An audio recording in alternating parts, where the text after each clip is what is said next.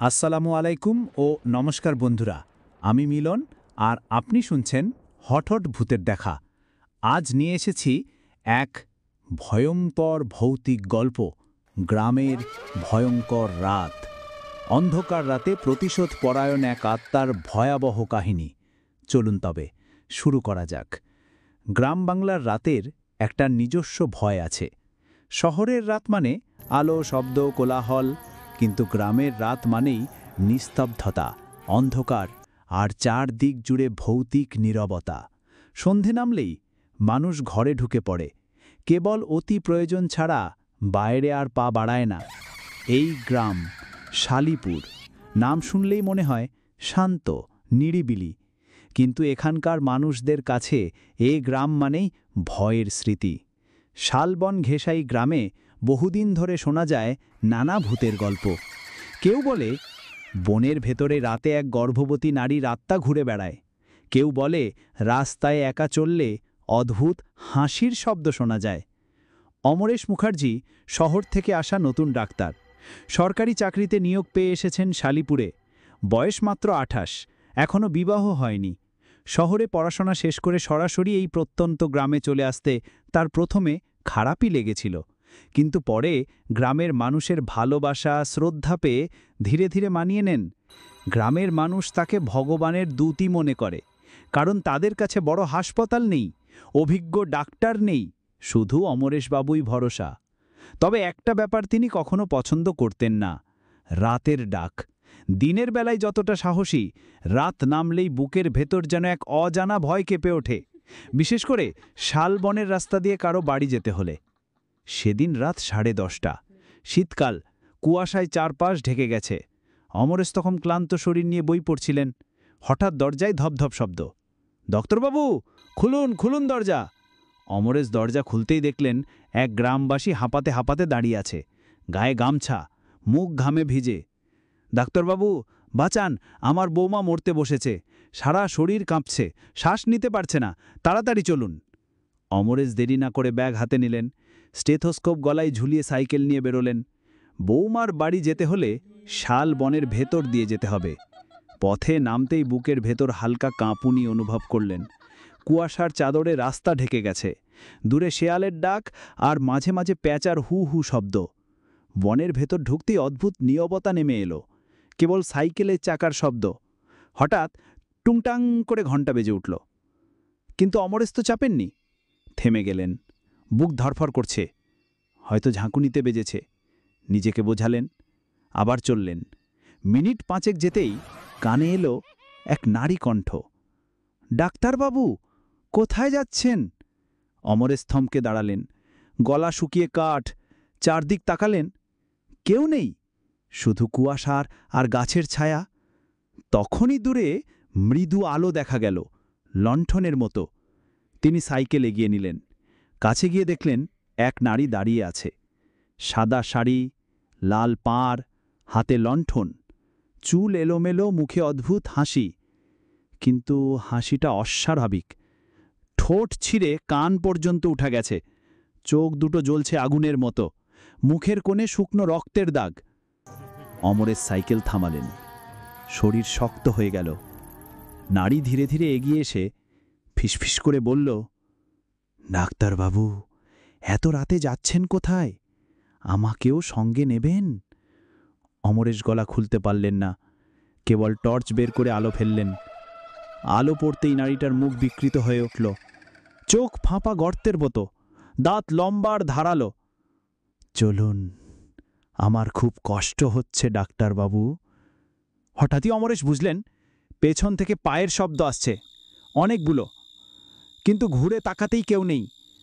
আবার সামনে তাকালেন, নারীটা নেই, চারদিক ফাঁকা, শুধু হাওয়ায় শোঁ শোঁ শব্দ। সাইকেলের প্যাডেল জোরে চাপ দিলেন, বুকের ভেতর ধুকপুকানি। কয়েক মিনিট ছুটে চললেন, কিন্তু হঠাৎই দেখতে পেলেন সেই নারী আবার রাস্তার মাঝে দাঁড়িয়ে আছে, এবার আরও কাছে, হাতে লণ্ঠন, চোখে জ্বলন্ত দৃষ্টি। সে হাঁ করে হেসে উঠল, তুমি আমাকে দেখতে পাচ্ছ ডাক্তারবাবু? মানে তোমাকেই আমি চাই। অমরের সাইকেল থামাতে চাইলেন না, বুকের ভেতর জোরে প্রার্থনা করলেন, ভগবান আমাকে রক্ষা করুন। হঠাৎ মনে পড়ল মায়ের বলা কথা, ভয় পেলে মনেই জপ করো, ওম নমঃ শিবায়। মনের ভেতর মন্ত্র জপ করতে করতে চোখ শক্ত করে চালিয়ে গেলেন। হাওয়া যেন আরও ঠান্ডা, শরীর জমে যাচ্ছে। হঠাৎ লণ্ঠনের আলো নিভে গেল, রাস্তা একেবারে অন্ধকার। সাইকেল প্রায় উল্টে পড়ল। তিনি টলতে টলতে এগিয়ে গেলেন। অবশেষে বনের শেষ প্রান্তে এসে দূরে গ্রাম্য বাড়ির আলো দেখা গেল। বুক থেকে দীর্ঘশ্বাস বের হল। তখনই হাওয়ায় খিসফিস শব্দ কানে এলো, আজ তোমায় ছেড়ে দিলাম, কিন্তু ফিরতে তো আবার এ পথ ধরতেই হবে। অমরেশ পিছনে তাকালেন না, শুধু দৌড়ে পৌঁছে গেলেন গ্রামবাসীর বাড়িতে। বাড়িতে পৌঁছে রোগিণীকে দেখতে পেলেন, একজন তরুণী, উচ্চ জ্বরে অচেতন। প্রয়োজনীয় চিকিৎসা করলেন। পরিবার কেঁদে কেঁদে তাকে ধন্যবাদ দিল। কিন্তু অমরেশের মাথায় শুধু একটাই প্রশ্ন ঘুরছিল, যা দেখলাম তা কি স্বপ্ন নাকি সত্যি?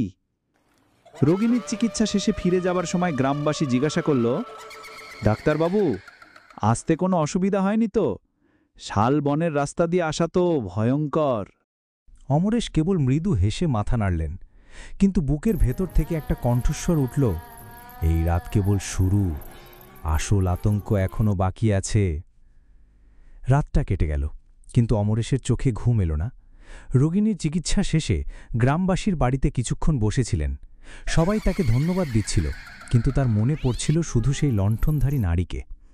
বিছানায় শুয়েও মনে হচ্ছিল জানলার বাইরে কেউ দাঁড়িয়ে আছে। বারবার মনে হচ্ছিল ওই নারী যেন ফিসফিস করে ডাকছে, ডাক্তারবাবু, আমাকেও একবার দেখে দেবেন না? শরীর শিউরে উঠছিল। নিজেকে বোঝালেন, এগুলো নিশ্চয়ই মনের ভুল, হয়তো কুয়াশা আর ক্লান্তির কারণে হ্যালুসিনেশন হয়েছে। কিন্তু মন মানল না। বুকের ভেতর একটা অদ্ভুত চাপা ভয় জমে থাকল। পরের দিন সকালে চা খেতে খেতে তিনি গ্রামের প্রৌঢ় শিক্ষক হরিপদ মাস্টারকে দেখলেন। মাস্টারমশাই গ্রামে বহু বছর ধরে আছেন। তার কাছেই জানতে চাইলেন, মাস্টারমশাই, এই শালবনের ভিতর দিয়ে যাওয়া নিয়ে এত গল্প কেন? সত্যিই কি কিছু আছে ওখানে? হরিপদ মাস্টার প্রথমে চুপ করে রইলেন, তারপর নিঃশ্বাস ফেলে বললেন, আপনি ডাক্তার, পড়াশোনা জানা মানুষ, এসব বিশ্বাস করবেন না। তবে গ্রামের লোকেরা যেটা দেখে এসেছে সেটা অস্বীকারও করা যায় না। অমরেশ কৌতূহলী হয়ে উঠলেন, কি হয়েছে ওখানে? হরিপদ মাস্টার ধীরে ধীরে বলতে শুরু করলেন, প্রায় 20 বছর আগে শালিপুরে এক ভয়ঙ্কর ঘটনা ঘটে। এক গর্ভবতী নারী, নাম ছিল কমলা। স্বামী ছিল দিনমজুর, গরিব ঘরের মেয়ে। শ্বশুরবাড়ির লোকেরা তাকে খুব কষ্ট দিত। এক রাতে শালবনের ভিতর দিয়ে একাই ফিরছিল। তখনই কিছু লোক তাকে ধরে নিয়ে গিয়ে অপমান করে, নির্মমভাবে হত্যা করে। তারপর থেকে শোনা যায় কমলার আত্মা মুক্তি পায়নি। যে রাতে কুয়াশা নামে, সেই রাতে সাদা শাড়ি লাল পাড় পরে হাতে লণ্ঠন নিয়ে এসে বেরোয়। কখনো একা পথিককে ডাকে, কখনো হেসে ওঠে। অনেকেই আর বাড়ি ফেরেনি। অমরেশের বুক কেঁপে উঠল। তিনি মনে মনে ভাবলেন, তাহলে গত রাতে আমি যাকে দেখেছি সে কি কমলার আত্মা? তবে ডাক্তার হিসেবে তিনি এসব মানতে পারছিলেন না। নিজেকে বোঝালেন, এগুলো কুসংস্কার, মানুষের মস্তিষ্কই ভয় তৈরি করে, সত্যি ভূত বলে কিছু নেই। কিন্তু যতই বোঝানোর চেষ্টা করেন, মনে পড়ছিল সেই আগুনের মতো চোখ, সেই বিকৃত হাসি। সেদিন বিকেলে গ্রামবাসীর এক ছেলে এসে খবর দিল, ডাক্তারবাবু, আমাদের গ্রামের ধনী জমিদার প্রমোদবাবুর বৌমার শরীর খারাপ, আপনাকে ডাকছেন। প্রমোদবাবু ছিলেন গ্রামে প্রভাবশালী। তার কথার অমান্য করা মানে বড় বিপদ। অমরেশ রাজি হলেন, কিন্তু সমস্যা হল, প্রমোদবাবুর বাড়ি যেতে হলে আবার শালবনের রাস্তা ধরতে হবে। রাত ঘনিয়ে আসছিল। অমরেশ নিজের ভেতর দ্বিধা অনুভব করলেন, যাব তো, যদি আবার সে মেয়েটা আসে, যদি সত্যি ভূত হয়। কিন্তু ডাক্তারি পেশা মানেই দায়িত্ব। তিনি ভয়কে সরিয়ে রেখে ব্যাগ গুছিয়ে দিলেন। সন্ধ্যা ঘনিয়ে এলো। এবার তিনি সাইকেলের লণ্ঠনের পাশাপাশি একটি বড় টর্চ আর ছোট্ট ত্রিশূল ব্যাগে রাখলেন। শালবনের ভিতর ঢুকতেই হাওয়া কেমন ভারী মনে হল। কুয়াশা ধীরে ধীরে ঘনিয়ে আসছে। দূরে প্যাঁচার ডাক। হঠাৎ কোথা থেকে আবার সেই নারী কণ্ঠ, ডাক্তারবাবু, আজও যাচ্ছেন একা? অমরেশের বুক ধড়ফড় করছে। তিনি টর্চ জ্বালালেন, কিন্তু আলো শুধু কুয়াশার ভিতর মিলিয়ে গেল। একটু বুড়ে আবার সেই মৃদু আলো, লণ্ঠনের শিখা। নারী দাঁড়িয়ে আছে। এবার সে হাসছে না, চুপচাপ তাকিয়ে আছে। হঠাৎ সে বলল, আমারও চিকিৎসা দরকার ডাক্তারবাবু। অমরেশ এবার থেমে গেলেন না, সাহস করে বললেন, তুমি মানুষ নও, আমি জানি, কিন্তু যদি সত্যি মুক্তি চাও তবে আমায় বলো, আমি সাহায্য করতে পারব। নারীর চোখ হঠাৎ কেঁপে উঠল। সে যেন কিছু বলতে গিয়ে থেমে গেল, ঠোঁট কাঁপছিল। তারপর হঠাৎ করেই চারপাশ কেঁপে উঠল, গাছের ডাল ভেঙে পড়ল, এক ঝড়ো হাওয়া বইতে লাগল। নারীর মুখ বিকৃত হয়ে উঠল, মুক্তি চাই আমি, কিন্তু তার আগে তোমাকে পরীক্ষা দিতে হবে। অমরেশ ভয়ে জমে গেলেন। হাওয়ার ঝাপটায় সাইকেল প্রায় উল্টে পড়ল। অমরেশ দৌড়ে রাস্তার ওপারে ছুটলেন, বুক ধড়ফড় করছে। তখনই শুনলেন নারীর কণ্ঠ, আজ নয়, কাল দেখা হবে ডাক্তারবাবু। অমরেশ কোনো রকমে প্রমোদবাবুর বাড়ি পৌঁছালেন। রোগিণীকে চিকিৎসা করার সময় তার হাত কাঁপছিল, কিন্তু মনে মনে তিনি জানলেন, শালিপুর গ্রামে তিনি শুধু ডাক্তার নন, এখন থেকে এক অদৃশ্য শক্তির বিরুদ্ধেও লড়াই করতে তাকে নামতে হবে। প্রমোদবাবুর বাড়ি থেকে ফেরার পর অমরেশ আর ঘুমোতে পারলেন না। চোখ বুজলেই দেখতে পাচ্ছিলেন সেই লণ্ঠনধারী নারীকে। তার চোখের দৃষ্টি, ঠোঁটের বিকৃত হাসি যেন মাথার ভিতর বাজছিল। ভোর হতেই তিনি বেরিয়ে পড়লেন। উদ্দেশ্য, গ্রামের প্রবীণদের কাছ থেকে আরও জানা। প্রথমেই গেলেন মাধব কাকুর কাছে। তিনি গ্রামের সবচেয়ে বয়স্ক মানুষ, বয়স প্রায় ৯০। মাথা ঝুঁকে গেছে, চোখে মোটা চশমা, কিন্তু স্মৃতি এখনও টনটনে। অমরেশ তাকে জিজ্ঞেস করলেন, কাকু, এই শালবনে যে মেয়েটাকে সবাই ভূত বলে, তার নাম কমলা, আপনি কি তাকে চিনতেন? মাধব কাকু দীর্ঘশ্বাস ফেললেন। চিনতুম বাপু, খুব ভালো মেয়ে ছিল, ভাগ্যে লিখন খারাপ ছিল। শ্বশুরবাড়ির লোকেরা তাকে পছন্দ করত না। শুনেছি যে রাতে সে মরল, সেদিন তার পেটে ৭ মাসের সন্তান ছিল। অমরেশের বুক কেঁপে উঠল। তাহলে শুধু একটা মেয়ের নয়, একটা অজাত শিশুর আত্মাও শান্তি পায়নি। মাধব কাকু বললেন, তার মরদটা নাকি পরে উধাও হয়ে যায়। কেউ বলে পাপী বলে গ্রাম থেকে পালিয়েছিল, কেউ বলে সেই রাতেই বনে যা ঘটেছিল তাতে সেই জড়িত ছিল। অমরেশ প্রশ্ন করলেন, মানে? মানে হলো, অনেকে বলে কমলাকে যারা মেরেছিল তাদের মধ্যে স্বামীও ছিল, তবে কেউ প্রমাণ করতে পারেনি। অমরেশের মনের ভেতর সন্দেহের বীজ বপন হল। সন্ধেবেলা তিনি ক্লিনিকে বসেছিলেন। হঠাৎ এক রোগিণী এলো। চেহারা অদ্ভুত, সাদা শাড়ি, মাথায় আঁচল টানা, শরীর দুর্বল, কিন্তু চোখে অদ্ভুত জ্যোতি। সে মৃদু কণ্ঠে বলল, ডাক্তারবাবু, অনেক দিন ধরে অসুস্থ, আমাকে দেখবেন? অমরেশ স্বাভাবিকভাবে পরীক্ষা শুরু করলেন, কিন্তু হঠাৎ খেয়াল করলেন মেয়েটির হাতের কবজিতে পুরনো দাগ, যেন ডঁড়ি দিয়ে বাঁধা ছিল। তিনি জিজ্ঞেস করলেন, এগুলো কিসের দাগ? মেয়েটি হেসে উত্তর দিল, আপনি তো জানেনই ডাক্তারবাবু, আমায় না চিনতে পেরেছেন? অমরেশ থমকে গেলেন, হৃদস্পন্দন বেড়ে গেল। এই মুখটা তো গত রাতে দেখেছি, শালবনে। তিনি হঠাৎ উঠে দাঁড়ালেন, কিন্তু চোখের পলক ফেলতেই চেয়ারটা ফাঁকা, রোগিণী নেই। অমরেশ হাঁপাতে লাগলেন, নিজের হাত কাঁপছে। তখনই জানলার বাইরে ফিসফিস শব্দ ভেসে এলো, আমাকে কেন চিনতে চাইছেন না ডাক্তারবাবু? আমি তো মুক্তি চাই। তিনি ছুটে গিয়ে জানলা খুললেন, কিন্তু বাইরে কেবল অন্ধকার আর ঝিঝি পোকার ডাক। রাত নামতেই গ্রামে খবর এলো, একজন কিশোরী হারিয়ে গেছে। শেষবার তাকে দেখা গেছে শালবনের ধার ঘেঁষে খেলতে। গ্রাম জুড়ে আতঙ্ক ছড়িয়ে পড়ল। সবাই বলল, নিশ্চয়ই কমলার আত্মাকে নিয়ে গেছে। অমরেশ এবার চুপ থাকতে পারলেন না। তিনি ঠিক করলেন, যত কষ্টই হোক এই রহস্য উন্মোচন করতে হবে। কারণ তিনি জানেন, এটা শুধু ভূতের গল্প নয়, এর ভেতরে লুকিয়ে আছে বহুদিনের চাপা সত্য। গ্রাম জুড়ে আতঙ্ক ছড়িয়ে পড়েছে। কিশোরী মলয়া, বয়স মাত্র 12, সন্ধ্যের পর থেকে নিখোঁজ। বাড়ির লোক হাহাকার করছে। কেউ কেউ বলছে সে নাকি পুকুর ঘাটে খেলতে গিয়েছিল, তারপর আর ফেরেনি। সবাই শালবনের দিকে তাকিয়ে আছে। গ্রামের বুড়োরা বলছে, ওখানে গেলে আর ফেরে না, কমলার আত্মা ওকে টেনে নিয়ে গেছে। অমরেশ ভিতরে ভিতরে ভয় পেলেও নীরব রইলেন না। বললেন, আমরা সবাই মিলে খুঁজতে যাই, আমি সঙ্গে আছি। 10-12 জন লণ্ঠন আর বাঁশ নিয়ে বনে ঢুকল। সামনে অমরেশ, তার হাতে বড় টর্চ। বনের ভেতরে ঢুকতেই চারদিক ঘন কুয়াশা, পায়ের নিচে শুকনো পাতার শব্দ। সবাই প্রায় নিঃশ্বাস আটকে এগোচ্ছে। হঠাৎ দূরে শোনা গেল একটা বাচ্চা মেয়ের কান্না। সবাই থমকে গেল। অমরেশ বললেন, চলুন, ওদিকেই যাই। কিছু দূর এগোতেই দেখা গেল একটা ছায়ামূর্তি, সাদা শাড়ি, হাতে লণ্ঠন।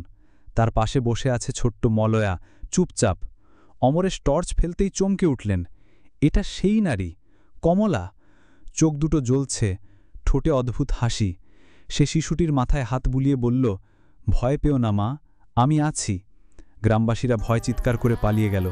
কেবল অমরেশ দাঁড়িয়ে রইলেন।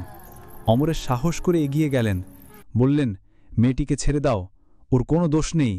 কমলা ধীরে ধীরে তার দিকে তাকালো, ঠোঁটে ফিসফিস শব্দ, আমি কাউকে কষ্ট দেই না ডাক্তারবাবু, কিন্তু এই ঘাম আমার সন্তান কেড়ে নিয়েছে, তাই আমিও কাউকে সন্তান নিতে দেই না। অমরেশ স্তব্ধ। তিনি দেখলেন মলয়ার চোখ কেমন যেন কাঁচের মতো ফাঁকা হয়ে গেছে, যেন তার উপর অদ্ভুত প্রভাব পড়ছে। অমরেশ দ্রুত এগিয়ে গিয়ে শিশুটিকে টেনে নিলেন। মুহূর্তের মধ্যেই চারপাশ কেঁপে উঠল, ঝড়ের মতো হাওয়া বইতে লাগল, গাছের ডাল ভাঙতে লাগল। কমলার মুখ বিকৃত হয়ে উঠল। তুমি সাহস করছো আমার থেকে সন্তান ছিনিয়ে নিতে? অমরেশ গলা শুকিয়ে গেলেও শক্ত কণ্ঠে বললেন, তুমি মা ছিলে। একজন ডাক্তার হিসেবে আমি জানি মায়ের আসল কাজ জীবন বাঁচানো, কেড়ে নেওয়া নয়। এই কথা বলতেই যেন মুহূর্তের জন্য কমলার চোখ কেঁপে উঠল, মুখের ক্রোধ নরম হল। কিন্তু পরক্ষণেই আবার বজ্রপাতের মতো আওয়াজ, তুমি বুঝবে না, তোমাকেই আমি চাই ডাক্তারবাবু। এক ঝলক আলো হয়ে কমলার অবয়ব মিলিয়ে গেল। মলয়া অচেতন অবস্থায় পড়ে রইল। অমরের শিশুটিকে কোল করে গ্রামে ফিরলেন। গ্রামবাসীরা অবাক, ভগবান, এ তো অলৌকিক! যে মেয়েকে ভূত নিয়েছে তাকে আবার ফিরিয়ে এনেছেন ডাক্তারবাবু। মলয়া ধীরে ধীরে জ্ঞান ফিরল। সে কাঁদতে কাঁদতে বলল, ও দিদি আমাকে বলেছিল আমি যেন ওর সঙ্গে খেলি, ও খুব একা। অমরেশের বুকের ভেতর কাঁপুনি। তিনি জানলেন কমলার আত্মা শুধু ভয় দেখাচ্ছে না, সে একা, দুঃখী আর প্রতিশোধ পাগল। কিন্তু কেন সে বারবার তাঁকেই ডাকছে? কেন অমরেশকে নিজের সঙ্গে জোড়াতে চাইছে? রাত গভীর, সবাই ঘুমোচ্ছে। অমরেশ ক্লান্ত শরীরে শুয়ে আছেন। হঠাৎ জানলার বাইরে হাওয়া বয়ে গেল। একটা মৃদু কণ্ঠ ভেসে এলো, আজ তুমি শিশুটাকে বাঁচালে, কিন্তু তোমাকে আমি ছাড়ব না ডাক্তারবাবু। অমরেশ উঠে দাঁড়ালেন। জানলার কাঁচে ফাঁপা চোখ দুটো ঝলসে উঠল। কমলার হাসি আবার শোনা গেল, শুধু আমিই তোমার অপেক্ষায় আছি। মলয়ের ঘটনা গ্রামের মানুষকে আরও আতঙ্কিত করে তুলল, কিন্তু অমরেশের মনে এক অদ্ভুত দৃঢ়তা জন্ম নিল। তিনি বুঝলেন শুধু রোগী দেখা নয়, তাকে এখন এই গ্রামের অন্ধকার ইতিহাস খুঁজে বের করতে হবে। তিনি ভাবলেন, যদি সত্যি কমলার আত্মা থাকে তবে সে শান্তি পাচ্ছে না। শান্তি না পাওয়ার মানেই তার মৃত্যুর ভেতর রহস্য আছে। পরদিন সকালে তিনি গেলেন হরিপদ মাস্টারমশাইয়ের কাছে। মাস্টারমশাই, আপনি তো বহুদিন ধরে এই গ্রামে আছেন, কমলার মৃত্যুর সময় কোনো রিপোর্ট বা মামলা হয়েছিল? মাস্টারমশাই দীর্ঘশ্বাস ফেললেন। থাকতে তো হতো, কিন্তু গ্রামটা জমিদারের দখলে ছিল। তখনকার প্রমোদবাবুর বাবা ছিলেন ভীষণ প্রভাবশালী। ঘটনা চাপা দেওয়া হয়েছিল। মানে ফৌজদারি মামলা হয়নি? না, কেবল গ্রামের মধ্যে ফিসফিসানি হয়েছিল। সবাই জানত, কিন্তু মুখ খোলার সাহস কারো ছিল না। অমরেশ মনে মনে ঠিক করলেন, যাই হোক, আমি প্রমাণ বের করব। সেদিন দুপুরে তিনি গেলেন গ্রামের পুরনো পঞ্চায়েত ঘরে। সেখানে অনেক নথি, খাতাপত্র ধুলো জমে পড়ে আছে। ঘণ্টার পর ঘণ্টা খুঁজে তিনি একটি পুরনো খাতার ভেতর পেলেন হলুদ হয়ে যাওয়া কাগজ। কাগজে লেখা, 1999 সালের 12ই অগ্রহায়ণ কমলা নামক গৃহবধূর অস্বাভাবিক মৃত্যু।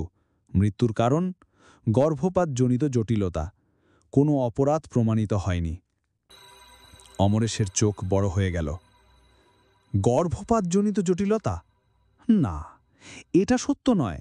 লোকমুখে তো শোনা যায় তাকে হত্যা করা হয়েছিল। ঠিক তখনই খাতার ভেতর থেকে একটি আলগা কাগজ পড়ে গেল। কাগজটা আধ ভাঙা, কিন্তু তাতে কিছু লেখা আছে। আমরা যা দেখেছি তা যদি বলি আমাদের প্রাণ যাবে, কিন্তু সত্যি হলো কমলাকে শালবনের ভেতরে ৫ জন মিলে ধর্ষণ করেছিল, তাদের মধ্যে একজন তার স্বামীও ছিল। অমরেশ স্তব্ধ হয়ে গেলেন।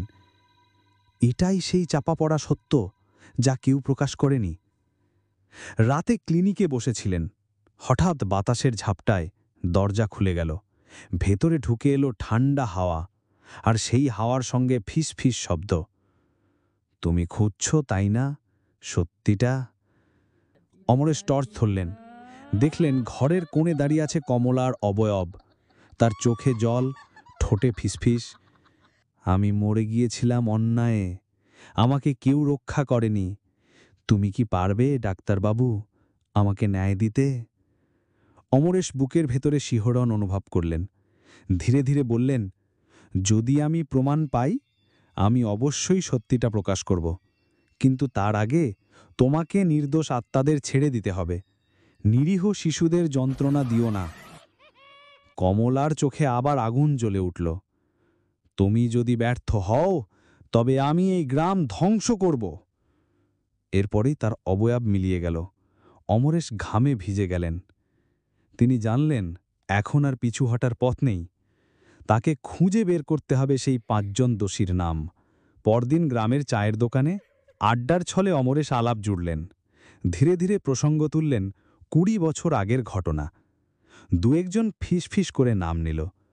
সুনীল, দুলাল, হরিদাস, এরা তখন ছিল, আর শোনা যায় কমলার স্বামীও ছিল সঙ্গে। অমরের সব নাম খাতায় লিখে রাখলেন। তারপর মনে মনে বললেন, তাহলে সত্যিই ওর স্বামীও জড়িত ছিল, আর তাই কমলার আত্মা আজও শান্তি পায়নি। অমরেশের মাথায় এখন একটাই লক্ষ্য, সেই ৫ জনের নাম পুরোপুরি জানা।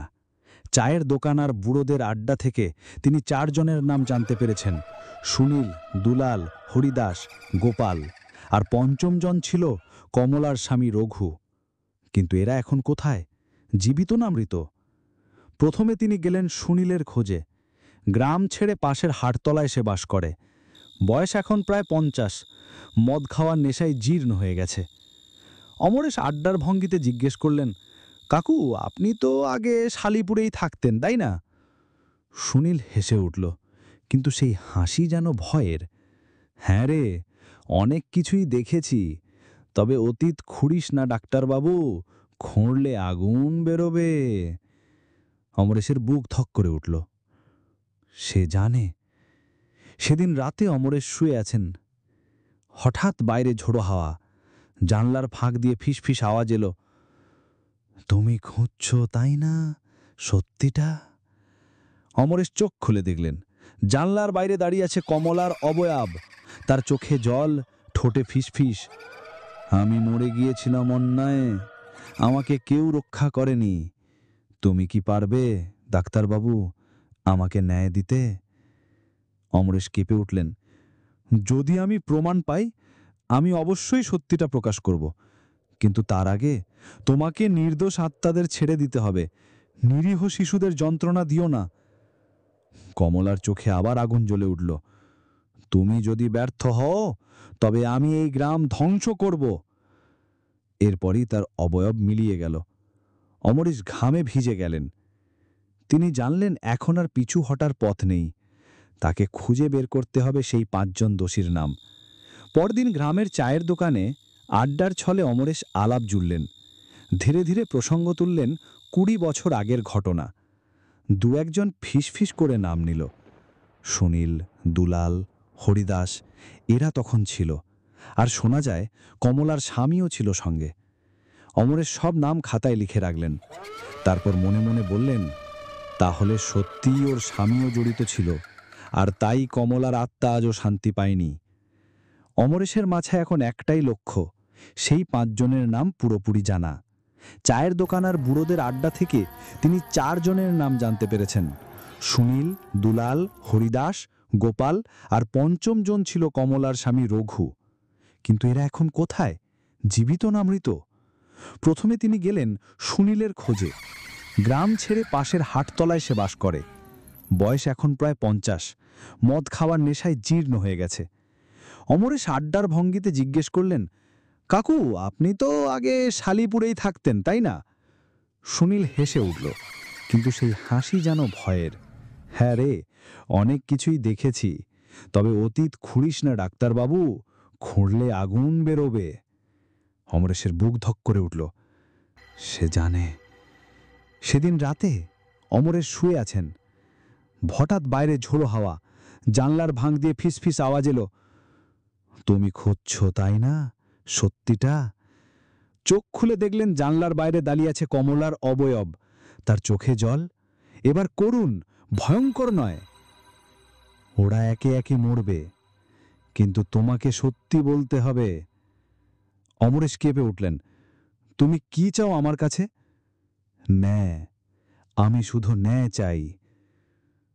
পরদিন খবর এলো সুনীল হঠাৎ মারা গেছে। লোকজন বলল মদের নেশায় হার্ট ফেল, কিন্তু যারা দেখেছিল তারা বলল নাকি রাতে তার ঘরে এক সাদা শাড়ি পরা নারী ঢুকেছিল আর সকালে তাকে মৃত পাওয়া যায়। অমরে স্তব্ধ। তাহলে কমলাই প্রতিশোধ নিচ্ছে। এরপর তিনি খোঁজ করলেন দুলালের। সে এখন বৃদ্ধ, কিন্তু শয্যাশায়ী, শরীর দুর্বল, হাঁটতে পারে না। অমরেশ যখন তার সঙ্গে কথা বলতে গেলেন, দুলাল কাঁপতে কাঁপতে বলল, আমাদের ছেড়ে দে, আমরা ভুল করেছি, কিন্তু আমি তো শুধু দাঁড়িয়েছিলাম, হাত দিইনি।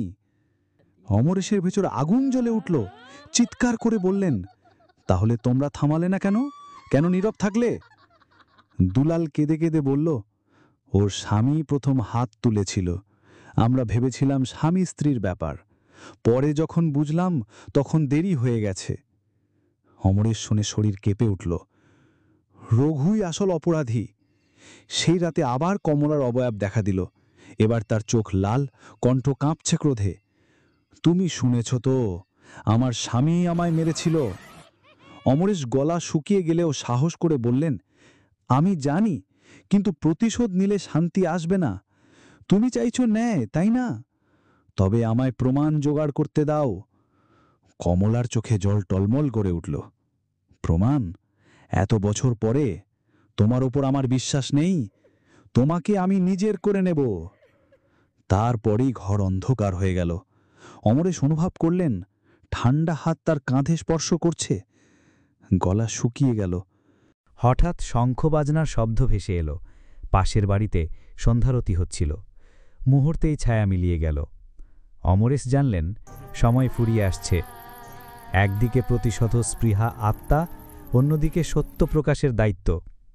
তিনি মনে মনে শপথ করলেন, আমি যদি বাঁচি তবে এই গ্রামের সামনে সত্যি প্রকাশ করব। রঘু আর বাকিদের নাম সবাইকে জানাব। গ্রাম জুড়ে এখন একটাই আলোচ্য বিষয়, সুনীলের মৃত্যু। লোকেরা বলে যে অপরাধ করেছে তার শাস্তি পেয়েছে, কিন্তু ভয়টা বেড়েই চলেছে। সবাই ভাবে পরের টার্গেট কে? অমরেশ একা বসে খাতায় নাম লিখলেন, সুনীল মৃত, দুলাল বৃদ্ধ অসুস্থ, হরিদাস, গোপাল, রঘু কমলার স্বামী। মনে মনে তিনি ভাবলেন, যে করেই হোক রঘুকে খুঁজে বের করতেই হবে, সেই আসল কাণ্ডারি। হরিপদ মাস্টারমশাইকে গোপনে জিজ্ঞেস করলেন, রঘু এখন কোথায় জানেন? মাস্টারমশাই দীর্ঘশ্বাস ফেলে বললেন, ওকে তো গ্রাম থেকে তাড়িয়ে দেওয়া হয়েছিল। শুনেছি নদীর ওপারে কল্যাণপুরে গিয়ে উঠেছে, কিন্তু ও এখনও বেঁচে আছে কিনা জানা নেই। অমরেশ বুঝলেন তাকে একদিন কল্যাণপুরে যেতেই হবে। সেদিন রাতে হঠাৎ দরজায় ধাক্কাধাক্কি শব্দ হল। অমরেশ টর্চ হাতে বাইরে এলেন। বাতাসে হু হু আওয়াজ, চারপাশ অন্ধকার। হঠাৎ দেখলেন কমলার অবয়ব দাঁড়িয়ে আছে উঠোনে। কণ্ঠ ভেসে এলো, তুমি রঘুর খোঁজ করছো? আমি নিয়ে যাব তোমাকে তার কাছে। অমরেশ ভেতরে ভয় পেলেও গলা শক্ত করে বললেন, তুমি আমাকে ভয় দেখিয়ে কাজ হবে না, আমি সত্য প্রকাশ করব। কমলার ঠোঁটে অদ্ভুত হাসি। সত্য? সত্য কি কখনো এই গ্রাম শুনতে চায়? তারা আমাকে চিরকাল কলঙ্কিনী বলেই ডাকবে। তাই আমি চাই তুমি আমার সঙ্গে থাকো চিরকাল। অমরেশের গায়ে কাঁটা দিল। হঠাৎ অনুভব করলেন ঠান্ডা হাত তাঁর বুক ছুঁয়ে গেছে। ঠিক তখনই দূরে কুকুরের চিৎকার শুরু হল। কমলার অবয়ব মিলিয়ে গেল, কিন্তু বাতাসে তার ফিসফিস রয়ে গেল, শিগগির করো, আমি অপেক্ষা করছি। পরদিন সকালে গ্রামে খুঁজতে করতে তিনি জানতে পারলেন হরিদাস নাকি একবার বলেছিল রঘুর আসল ঠিকানা সে জানে। অমরেশ গেলেন তার বাড়ি। হরিদাস প্রথমে ভয় পেল। না না, আমি কিছু জানি না, ওইসব নিয়ে থাকবেন না ডাক্তারবাবু, বেঁচে থাকতে চাইলে এসব খোঁজাখুঁজি করবেন না। অমরেশ কঠোর গলায় বললেন, তুমি যদি না বলো তবে পরের শিকার তুমিই হবে। হরিদাস থমকে গেল, তার চোখে আতঙ্ক। অবশেষে ফিসফিস করে বলল, রঘু আছে, এখনও বেঁচে আছে, কল্যাণপুরের শ্মশান ঘাটের পাশে একটা কুড়ে ঘরে থাকে। অমরেশ খাতায় লিখে নিলেন। সেদিন সন্ধ্যা, আকাশে কালো মেঘ। অমরেশ উঠোনে দাঁড়িয়ে থাকতেই দূরে বজ্রপাত হল। সেই আলোয় তিনি স্পষ্ট দেখলেন গাছতলায় দাঁড়িয়ে আছে কমলার ছায়া। তার চোখ এবার আর রাগে নয়, বরং অদ্ভুত কোমলতায় ভরা। তুমি কি সত্যি আমাকে ন্যায় দেবে? অমরেশ স্থিরে বললেন, আমি চেষ্টা করব, কিন্তু তুমি নিরীহ মানুষকে আঘাত করা বন্ধ করো। কমলার ঠোঁটে মৃদু হাসি ফুটল, কিন্তু সেই হাসির আড়ালে একটা গভীর হুমকি। যদি তুমি ব্যর্থ হও।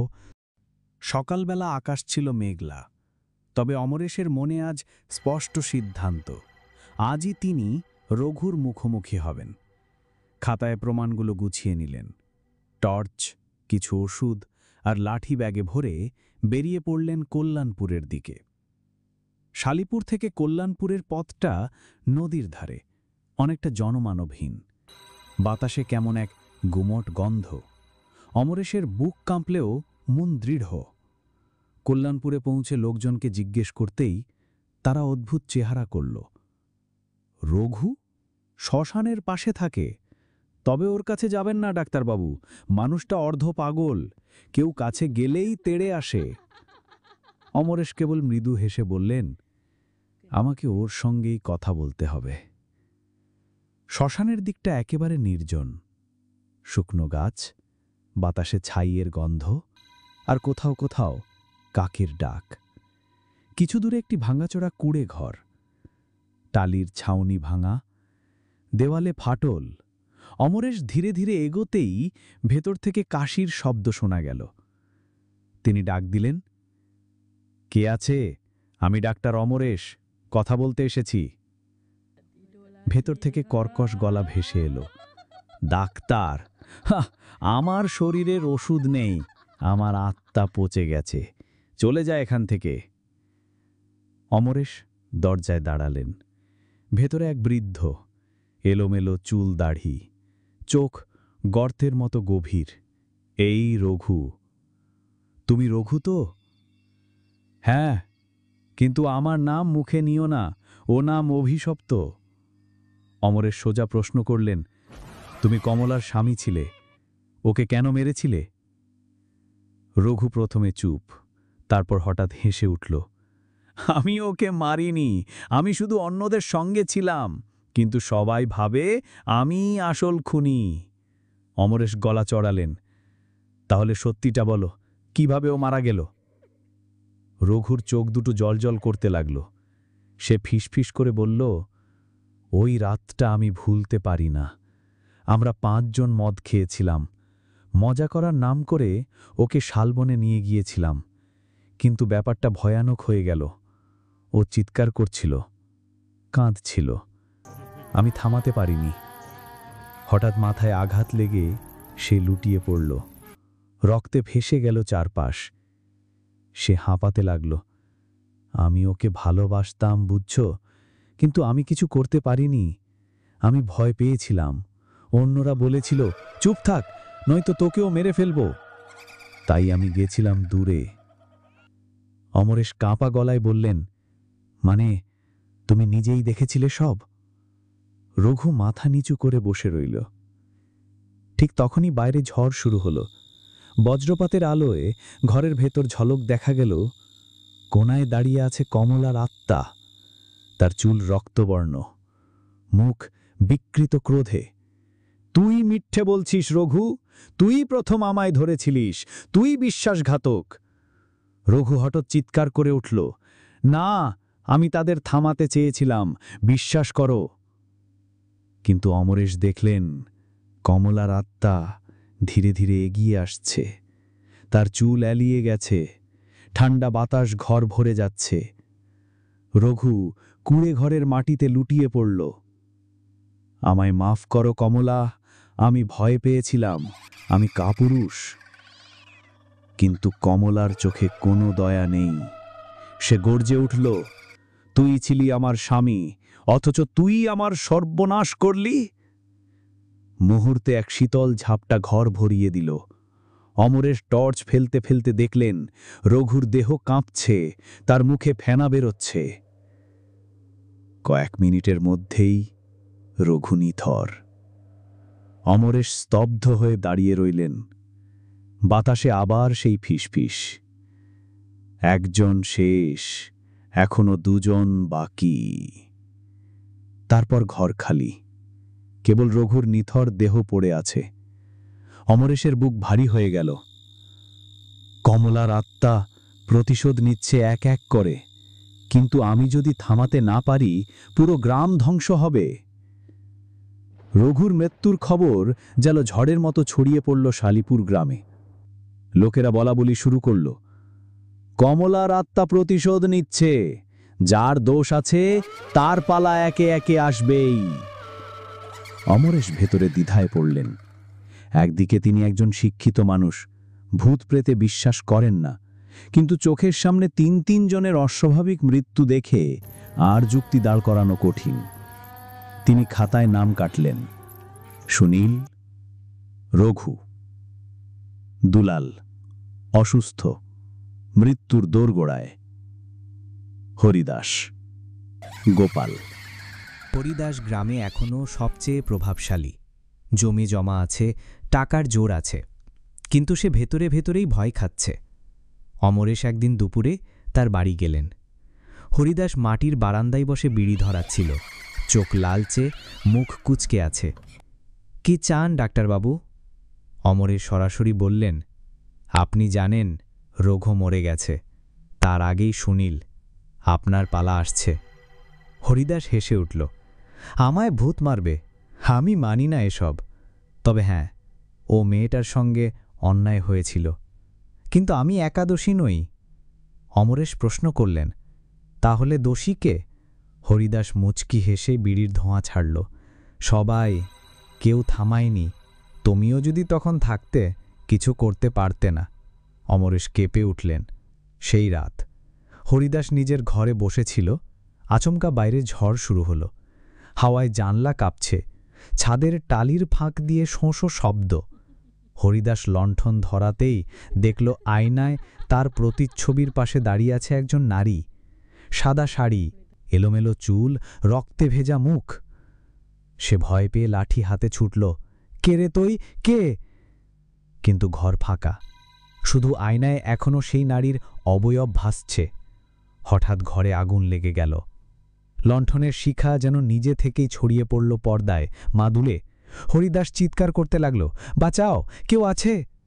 কিন্তু গ্রামবাসী এসে দেখল দরজা ভিতর থেকে আটকানো, জানলা দিয়েও কিছু দেখা যাচ্ছে না, শুধু ধোঁয়া আর আগুন। ভেতরে হরিদাস দম বন্ধ হয়ে মাটিতে লুটিয়ে পড়ল। অমরেশ ভিড় ঠেলে ভেতরে ঢুকলেন। আগুন তখনও ধিকি ধিকি জ্বলছে। ঘরের এক কোণে তিনি স্পষ্ট দেখলেন কমলার অবয়ব নাড়িয়ে আছে, তার চোখে ভয়ঙ্কর লাল আভা। ফিসফিস করে সে বলল, একজন কমল, আর একজন বাকি। তারপর ধোয়ার কুণ্ডলির মতো মিলিয়ে গেল। হরিদাসের দেহ টেনে বাইরে আনা হল। লোকেরা ভয়ে চুপ করে দাঁড়িয়ে আছে, কেউ মুখ খুলতে পারছে না। এক বৃদ্ধ ফিসফিস করে বলল, ও পাপী ছিল, ওর শাস্তি হয়েছে, এখন শুধু গোপাল বাকি। অমরেশ বুক চেপে দাঁড়ালেন। শেষ লড়াইটা হবে গোপালের সঙ্গে। কিন্তু তার মনে একটা ভয়ও জন্ম নিল। যদি গোপালকে শেষ করার পর কমলা থেমে না যায়, যদি প্রতিশোধের আগুন আরও ছড়িয়ে পড়ে। শালিপুর গ্রামে এখন আতঙ্ক চরমে। প্রথমে সুনীল, তারপর রঘু, তারপর হরিদাস, একজন একজন করে সবাই শেষ। এখন লোকজন বলাবলি করছে, গোপালের পালা এসেছে। গোপালও নিজে জানে মৃত্যুর ছাড়া তার দিকে এগিয়ে আসছে। সে দিনরাত মদ খাচ্ছে, হাতে ধারালো দা নিয়ে বসে থাকে, কেউ কাছে গেলেই তেড়ে আসে। অমরেশ একদিন বিকেলে তার বাড়ি গেলেন। গোপাল উঠোনে বসেছিল, চোখ লাল, মুখে ভয় আর ঘৃণার ছাপ। তুমি এসেছ ডাক্তারবাবু, আমায় বাঁচাতে? অমরেশ ধীরে বললেন, তোমার পাপ থেকে তুমি নিজেকে বাঁচাতে পারবে না, তবে সত্যি যদি বলতে চাও বলো। গোপাল হঠাৎ হেসে উঠল। সত্যি, সত্যি শোনো, সেদিন আমিই ছিলাম সবার আগে, আমিই টেনেছিলাম কমলাকে। ওর কান্না, ওর চিৎকার এখনও কানে বাজে। তার চোখ হঠাৎ ভয়ঙ্কর হয়ে উঠল। কিন্তু আমি ভয় পাই না। কমলার আত্মা যদি আসে, আমি দা দিয়ে কেটে টুকরো করে ফেলব। অমরেশ গম্ভীর স্বরে বললেন, ভূতকে দা দিয়ে মারা যায় না গোপাল। সেই রাত অমরেশ টেবিলে বসে খাতায় লিখছিলেন। হঠাৎ বাইরে হুলুস্থুল শব্দ হল। লোকেরা চিৎকার করছে। তিনি দৌড়ে বেরিয়ে গেলেন। গ্রামের মাঠের দিকে ভিড় জমেছে। সেখানে দাঁড়িয়ে আছে গোপাল, হাতে দা, চোখ উন্মাদ। সে বাতাসে দা ঘোরাচ্ছে আর চিৎকার করছে, আয় কমলা, আয়, আমি ভয় পাই না। হঠাৎ শীতল হালা বয়ে গেল। চারপাশ নিস্তব্ধ। তারপর মাঠের মাঝখানে দেখা দিল সাদা শাড়ি পরা এক নারীর ছায়া, কমলা। তার মুখে ভয়ঙ্কর হাসি। ভয় পাও না তো? তবে এসেছি। গোপাল দা উঁচিয়ে ছুটল, কিন্তু মুহূর্তেই দা তার হাত থেকে ছিটকে গেল। শরীর যেন অদৃশ্য শিকলে বাঁধা পড়ল। সে চিৎকার করতে লাগল, না, না, আমাকে বাঁচাও। গ্রামবাসী হতবাক হয়ে দেখল গোপাল মাটিতে লুটিয়ে পড়ল। তার গলায় দাগ পড়ে যাচ্ছে, যেন কেউ অদৃশ্য হাতে গলা টিপে ধরেছে। সে ছটফট করছে, হাঁপাচ্ছে, চোখ বেরিয়ে আসছে। কমলার কণ্ঠ ভেসে এলো, তুই ছিলিস সবচেয়ে বড় দোষী, আজ তুইও শেষ। কিছুক্ষণের মধ্যেই গোপাল নিথর হয়ে গেল। গ্রাম নিস্তব্ধ, সবাই ভয়ে কাঁপছে। অমরেশ একা দাঁড়িয়ে রইলেন।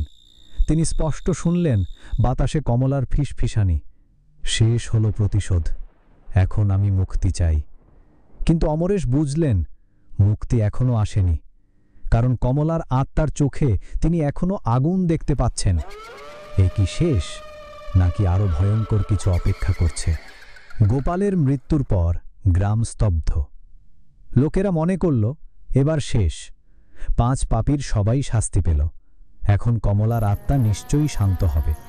কিন্তু অমরেশের মনে কেমন অস্বস্তি রয়ে গেল। প্রতিদিন তিনি দেখছিলেন কমলার চোখে এক অদ্ভুত জ্বালা। সে শুধু প্রতিশোধেই থামবে কিনা তা নিয়ে অমরেশের সন্দেহ আরও গাঢ় হল। রাতে হঠাৎ অমরেশের দরজায় টোকা পড়ল। তিনি দরজা খুলতেই দেখলেন কেউ নেই, কেবল ঠান্ডা হাওয়া বইছে। নিচে তাকাতেই চোখে পড়ল একটা ছেঁড়া শাড়ির টুকরো, রক্তে ভেজা। অমরেশ বুক চাপড়ে উঠলেন, এবার কি আমার পালা? সেই রাতেই তিনি স্বপ্ন দেখলেন। অন্ধকার শালবন, লণ্ঠনের আলোতে ভেসে উঠছে কমলার রক্তমুখ। সে হাত বাড়িয়ে বলছে, তুমি জানো আমি শান্তি পাব না, কারণ তুমি আমার শেষ সাক্ষী, তুমি জানো সব সত্যি। অমরেশ ভয়ে চিৎকার করে জেগে উঠলেন। তার শরীর ঘামে ভিজে গেছে। পরদিন সকালে তিনি সিদ্ধান্ত নিলেন, যাই হোক সত্যি শেষ পর্যন্ত উন্মোচন করতে হবে। তিনি গ্রামের বুড়ো মহিলাদের জিজ্ঞেস করলেন। তাদের একজন ফিসফিস করে বলল, কমলার মায়ের কবর পুরনো অশ্বত্থ গাছতলায়। হয়তো তার আত্মা এখনও অশান্ত। যদি সেখানে যজ্ঞ করা যায় তবে হয়তো শান্তি মিলবে। অমরেশ মনে মনে স্থির করলেন তিনি সেই চেষ্টাই করবেন। সন্ধ্যায় তিনি একা গেলেন শ্মশানের পাশে অশ্বত্থ গাছতলায়। হাওয়া থমথমে, চারদিক অন্ধকার। তিনি প্রদীপ জ্বালালেন, কিছু পুজোর সামগ্রী সাজালেন। মন্ত্রপাঠ শুরু করতেই হঠাৎ কেঁপে উঠল চারপাশ। ঠান্ডা বাতাসের ঝাপটায় প্রদীপ নিভে গেল, আর সামনে দাঁড়িয়ে গেল কমলার আত্মা। তার চোখে আগুন, ঠোঁটে অদ্ভুত হাসি। তুমি ভাবছ আমাকে শান্ত করবে ডাক্তারবাবু? আমি শান্তি চাই না। আমি চাই প্রতিটি মানুষ জানুক, যদি মেয়েদের সর্বনাশ করো তবে আমি আসব প্রতিশোধ নিতে। অমরেশ কাঁপা গলায় বললেন, কিন্তু তুমি তো প্রতিশোধ নিয়েছ, এখন তোমার মুক্তি দরকার। কমলার চুল বাতাসে উড়ছে। সে গর্জে উঠল, না, প্রতিশোধ এখনো শেষ হয়নি, কারণ সত্যিটা তুমি লুকিয়ে রাখছ। অমরেশ হতবাক। আমি তো কারো ক্ষতি করিনি। কমলার চোখ লাল হয়ে উঠল। তুমি যদি তখন সাহস করে ওদের বিরুদ্ধে তাড়াতে তবে আমি বাঁচতাম। তুমিই কাপুরুষ, তুমি আমার মৃত্যুর নীরব সাক্ষী। অমরেশ হাঁটুতে ভেঙে পড়লেন। তার বুক কেঁপে উঠল। মানে আমিও অপরাধী? কমলার আত্মা এগিয়ে এলো, ঠান্ডা হাত তার কাঁধে রাখল। তুমি আমার শেষ নিশানা। বজ্রপাতের আলোয় চারদিক কেঁপে উঠল। বজ্রপাতের আলো ফুরিয়ে আসতেই অন্ধকার শ্মশান আবার ভয়াল নিস্তব্ধতায় ঢেকে গেল। অমরেশ হাঁটু গেড়ে বসে আছে। সামনে দাঁড়িয়ে কমলার আত্মা, সাদা শাড়ি, এলোমেলো চুল, রক্তমাখা মুখে অভিশাপের ছাপ। সে বলল, তুমিও আমার মৃত্যুর নীরব সাক্ষী ছিলে। তোমার নীরবতা মানেই সম্মতি, তাই তোমাকেও শাস্তি পেতে হবে। অমরেশ কাঁপা গলায় বললেন, হ্যাঁ, আমি দোষী। আমি ভয় পেয়েছিলাম, তাই কিছু বলিনি। কিন্তু আমি আজ চেষ্টা করছি তোমাকে শান্ত করতে। যদি পারো আমাকে ক্ষমা করো। কমলার হাসি মাঠ কাঁপিয়ে দিল। ক্ষমা? যার জীবন শেষ, সে কি ক্ষমা দিতে পারে? আমি চাই তোমারও শেষ হোক, যেন প্রতিশোধ পূর্ণ হয়। অমরেশ বুঝলেন, এখানে শুধু ভিক্ষা করে বাঁচা যাবে না। তিনি মনে মনে প্রতিজ্ঞা করলেন, আজ হয় আমার মৃত্যু, নয়তো কমলার মুক্তি।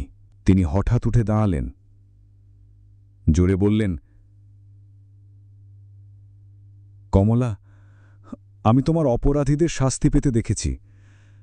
এখন আমি তোমাকে মুক্তি দিতে চাই। যদি আমার প্রাণ নিতে চাও, নাও, কিন্তু তার আগে প্রতিজ্ঞা করো, এই গ্রামের আর কোনো মেয়েকে, কোনো নিরপরাধ মানুষকে তুমি আঘাত করবে না। কমলার চোখে এক মুহূর্তের জন্য কাঁপন দেখা দিল।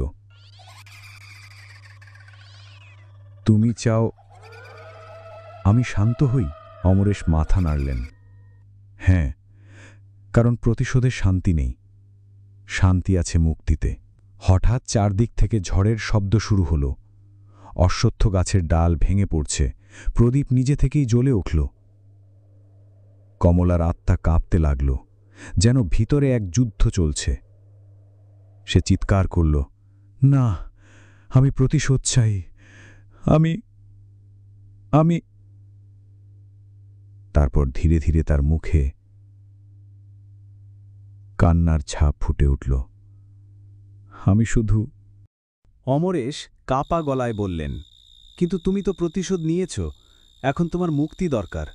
কমলার চুল বাতাসে উড়ছে, সে গর্জে উঠল, না, প্রতিশোধ এখনও শেষ হয়নি, কারণ সত্যিটা তুমি লুকিয়ে রাখছ। অমরেশ হতবাক, আমি তো কারো ক্ষতি করিনি। কমলার চোখ লাল হয়ে উঠল। তুমি যদি তখন সাহস করে ওদের বিরুদ্ধে দাঁড়াতে, তবে আমি বাঁচতাম। তুমিই কাপুরুষ, তুমি আমার মৃত্যুর নীরব সাক্ষী। অমরেশ হাঁটুতে ভেঙে পড়লেন। তার বুক কেঁপে উঠল, মানে আমিও অপরাধী? কমলার আত্মা এগিয়ে এলো, ঠান্ডা হাত তার কাঁধে রাখল। তুমি আমার শেষ নিশানা। বজ্রপাতের আলোয় চারদিক কেঁপে উঠল।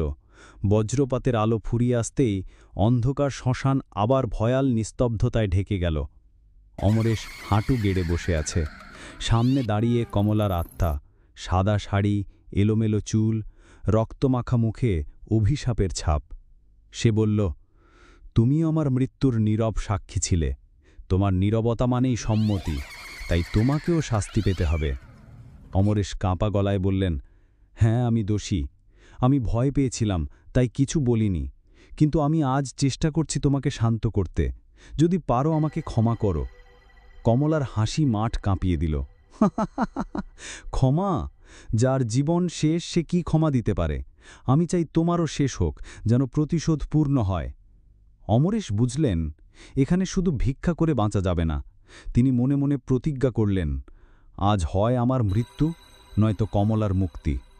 তিনি হঠাৎ উঠে দাঁড়ালেন, জোরে বললেন, কমলা, আমি তোমার অপরাধীদের শাস্তি পেতে দেখেছি। এখন আমি তোমাকে মুক্তি দিতে চাই। যদি আমার প্রাণ নিতে চাও নাও, কিন্তু তার আগে প্রতিজ্ঞা করো, এই গ্রামের আর কোনো মেয়েকে, কোনো নিরপরাধ মানুষকে তুমি আঘাত করবে না। কমলার চোখে এক মুহূর্তের জন্য কাঁপন দেখা দিল। তুমি চাও আমি শান্ত হই? অমরেশ মাথা নাড়লেন, হ্যাঁ, কারণ প্রতিশোধে শান্তি নেই, শান্তি আছে মুক্তিতে। হঠাৎ চারদিক থেকে ঝড়ের শব্দ শুরু হলো। অশ্বত্থ গাছের ডাল ভেঙে পড়ছে, প্রদীপ নিজে থেকেই জ্বলে উঠল। কমলার আত্মা কাঁপতে লাগল, যেন ভিতরে এক যুদ্ধ চলছে। সে চিৎকার করল, না, আমি প্রতিশোধ চাই, আমি। তারপর ধীরে ধীরে তার মুখে কান্নার ছাপ ফুটে উঠল। আমি শুধু চাইছিলাম কেউ আমাকে রক্ষা করুক, সেদিন কেউ আমার পাশে দাঁড়াক। অমরেশ কাঁদতে কাঁদতে হাত বাড়ালেন। আমি দাঁড়াতে পারিনি কমলা, এ আমার অপরাধ। যদি পারো আমাকে শাস্তি দাও, কিন্তু এই অভিশাপ শেষ করো। কমলার চোখ দিয়ে অশ্রু ঝরতে লাগল। তার অবয়ব কাঁপতে কাঁপতে ধীরে ধীরে ফিকে হয়ে এলো। সে ফিসফিস করে বলল, হয়তো এবার আমি শান্তি পাব। এক মুহূর্ত বাতাস থেমে গেল, চারপাশ নিস্তব্ধ, আর কমলার ছায়া মিলিয়ে গেল অন্ধকারে। অমরেশ একা দাঁড়িয়ে রইলেন শ্মশানের পাশে। তার বুক ভারী, কিন্তু মনে হল এক বিশাল বোঝা সরে গেছে। তিনি বুঝলেন, প্রতিশোধ নয়, শান্তি শেষমেশ মুক্তি দেয়। গ্রামবাসীরা দূর থেকে দৌড়ে এলো। তারা অবাক হয়ে দেখল, ঝড় থেমে গেছে, বাতাস শান্ত। এক বৃদ্ধা বলল, ডাক্তারবাবু, আপনি পেরেছেন, কমলার আত্মা এবার মুক্তি পেয়েছে। অমরের চোখ তুলে তাকালেন আকাশের দিকে। আকাশ পরিষ্কার, তারায় ভরা। তার মনে হল, তারার ভেতরেই কোথাও কমলার মুক্ত আত্মা এখন শান্তিতে ঘুমোচ্ছে। কমলার আত্মা মিলিয়ে যাওয়ার পর শালিপুর গ্রামে ধীরে ধীরে শান্তি ফিরল। যে ঝড়, আতঙ্ক আর মৃত্যুর ভয় মাসের পর মাস গ্রামটিকে গ্রাস করেছিল, তা যেন হঠাৎ এক ভোরবেলায় শেষ হয়ে গেল। কেউ আর রাতে অদ্ভুত শব্দ শুনল না, কারোর ঘরে ছায়া ঢুকল না। গ্রামের লোকেরা একে অপরকে বলল, সব পাপীরাই শাস্তি পেয়েছে, কমলা এখন শান্তি পেয়েছে। অমরেশের জন্য গ্রামে এক নতুন সম্মান তৈরি হল।